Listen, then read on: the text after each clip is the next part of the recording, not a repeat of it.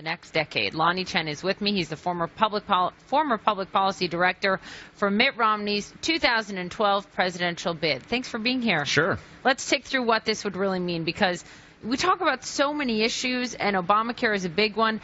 This is one that hits home for so many Americans that rely on it, that didn't have insurance before, or that couldn't afford insurance, or Americans that say, look, my premiums have gone through the roof and I can't afford this care. This executive order and what he has promised to do it also has to be looked at in the context of the fact that he said this week, insurance for all. Right. Which had a lot of other Republicans scratching their heads. Yeah, there are a lot of different dynamics at play here. First of all, this executive order could be very far-reaching or it could be completely symbolic. It largely depends on how the Trump administration goes forward with it. If they decide that they're going to use sweeping executive action in the same way that President Obama did, by the way, to implement the law, then this could be big news. Otherwise, it could just be sort of symbolism, right? But at the end of the day, it is important for Republicans to realize that to repeal the law without a replacement that will come in very soon behind it is very treacherous water to be in. And so I do think it's important for congressional Republicans and the Trump administration to work together to find that replacement as soon as possible. Do you get a sense that they're on the same page? I mean, Paul Ryan said in the CNN town hall, basically, you know, no, we wouldn't repeal it without a replacement. And then Trump said something about, you know, he told the Washington Post in his interview, insurance for all, which, by the way, is completely counter to the plan that was put forth by his HHS secretary nominee.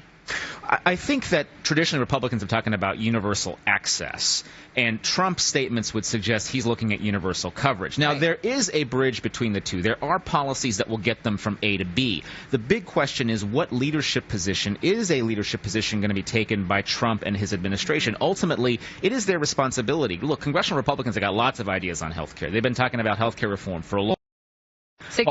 Paul Ryan's got a plan, right? But it is going to be up to the president to say, this is what I want to do, and lead the way forward. You also say one of the big questions now for Republicans as a whole is to consider themselves whether they will be comfortable with, you know, the President Trump, using and exercising this executive authority to strike down the law as broadly as President Obama did to enact so many things, and they criticize President Obama for doing just that. Yeah, I mean, there is some potential irony here. I mean, I think for Republicans who have been looking to get rid of the Affordable Care Act, who have been looking to replace it with something else, now they have this moment, this interesting time. But it's going to require them, if they want to use executive action, they're going to have to be aggressive about it. Otherwise, they're going to have to go to the Congress, which I would personally prefer, and pass a replacement. And there are parts of it that the president has said he wants to keep.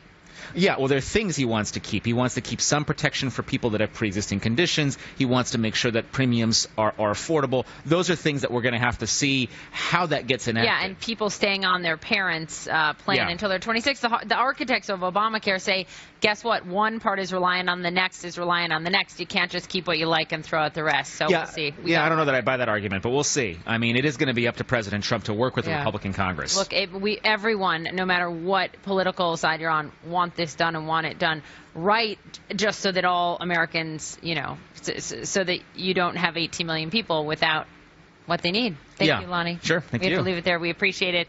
Coming up for us.